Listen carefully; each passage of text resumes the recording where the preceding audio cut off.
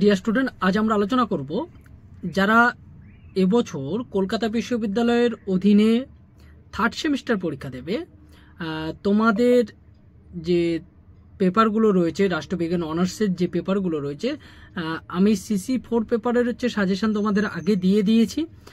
আজকের আমরা আলোচনা করব SCC3 পেপার যেটা রয়েছে, অর্থাৎ লেজিসলেটিভ প্র্যাকটিস অ্যান্ড প্রসিডিওরস।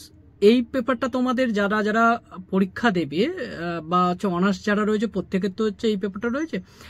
এই পেপারের যে সম্ভাব্য প্রশ্নগুলো এবছরের জন্য আসতে পারে সেই প্রশ্নগুলো নিয়ে আজকের আলোচনা করব। তার জন্য দেখো তোমরা তোমাদের জন্য কি কি সাজেশন রয়েছে বা কি কোন কোন প্রশ্ন রয়েছে। তোমাদের যে মডিউল 1 রয়েছে, মডিউল 1 থেকে আমি তোমাদের জন্য যে প্রশ্নগুলো রেখেছি তার ফার্স্ট প্রশ্ন হচ্ছে পার্লামেন্টের সদস্যদের বিশেষাধিকার ও অব্যাহতি সম্পর্কে আলোচনা করো। পার্লামেন্টের সদস্যদের বিশেষাধিকার ও অব্যাহতি সম্পর্কে আলোচনা করো। এই প্রশ্নটা কিন্তু তোমাদের এবছরের জন্য খুবই গুরুত্বপূর্ণ।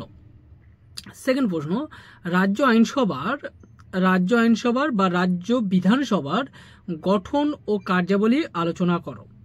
ঠিক আছে, বা এই প্রশ্নটা তোমাদের ঘুরিয়ে বলতে পারে যে কোনো একটি অঙ্গরাজ্যের আইনসভার গঠন ও কার্যাবলী আলোচনা করো। পরের প্রশ্ন, রাজ্য আইনসভার সদস্যদের বিশেষাধিকার ও অব্যাহতি সম্পর্কে আলোচনা। রাজ্য আইনসভার সদস্যদের বিশেষাধিকার ও অব্যাহতি সম্পর্কে আলোচনা কর। পরের প্রশ্ন, গ্রাম পঞ্চায়েতের ক্ষমতা ও কার্যাবলী আলোচনা করো। গ্রাম পঞ্চায়েতের ক্ষমতা ও কার্যাবলী আলোচনা করো।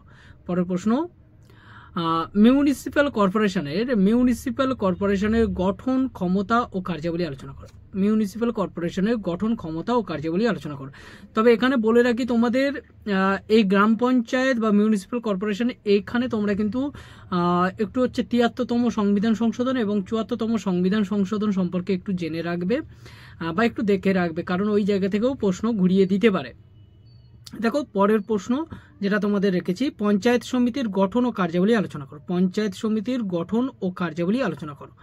আর ফার্স্ট মডিউলের লাস্ট প্রশ্ন যেটা, জেলা পরিষদের গঠন ও কার্যাবলী আলোচনা করো। জেলা পরিষদের গঠন ও কার্যাবলী আলোচনা করো। এই হচ্ছে তোমাদের মডিউল 1-এর প্রশ্ন। এই প্রশ্নগুলো তোমরা ভালো করে করো, আশা করছি এখান থেকে তোমাদের প্রশ্ন জানা এসে যাবে। এবার মডিউল 2-র প্রশ্ন দেখো। মডিউল 2-তে তোমাদের ফার্স্ট প্রশ্ন যেটা রেখেছি, সরকারি গাণিতিক কমিটির গঠন ও কার্যাবলী আলোচনা করো। সরকারি গাণিতিক কমিটির গঠন ও কার্যাবলী আলোচনা করো। পরের প্রশ্ন, আনুমানিক ব্যয় হিসাব কমিটির গঠন ও কার্যাবলী আলোচনা করো। আনুমানিক ব্যয় হিসাব কমিটির গঠন ও কার্যাবলী আলোচনা করো। পরের প্রশ্ন, নিয়ন্ত্রক ও মহাগণনা পরীক্ষক কমিটির গঠন ও ভূমিকা আলোচনা করো। এই 3টে কমিটি থেকে কিন্তু তোমাদের এবছর একটা প্রশ্ন দেওয়ার খুবই সম্ভাবনা রয়েছে, তাই এই 3টে কমিটি কিন্তু তোমরা ভালো করে করবে। পরের প্রশ্ন দেখো, সংসদীয় কমিটি সম্পর্কে আলোচনা করো। সংসদীয় কমিটি বা লোকসভার স্থায়ী কমিটিগুলি সম্পর্কে আলোচনা করো। পরের প্রশ্ন, রাজ্য আইনসভায় আইন প্রণয়নের পদ্ধতি আলোচনা করো। রাজ্য আইনসভায় আইন প্রণয়নের পদ্ধতি আলোচনা করো, বা বলতে পারে আইন প্রণয়নের পদ্ধতি সম্পর্কে আলোচনা করো। পরের প্রশ্ন, অর্থবিল কাকে বলে? অর্থবিল গ্রহণের পদ্ধতি আলোচনা করো। অর্থবিল কাকে বলে? অর্থবিল গ্রহণের পদ্ধতি আলোচনা করো। পরের প্রশ্ন, ভারতের পার্লামেন্ট কর্তৃক ভারত সরকারের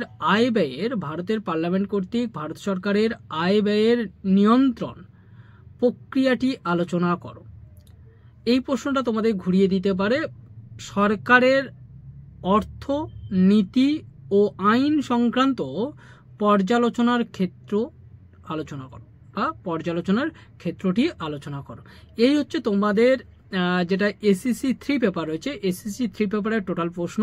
তোমরা এই প্রশ্নগুলো ভালো করে করো, আশা করছি এখান থেকে তোমরা প্রশ্ন জানা পেয়ে যাবে।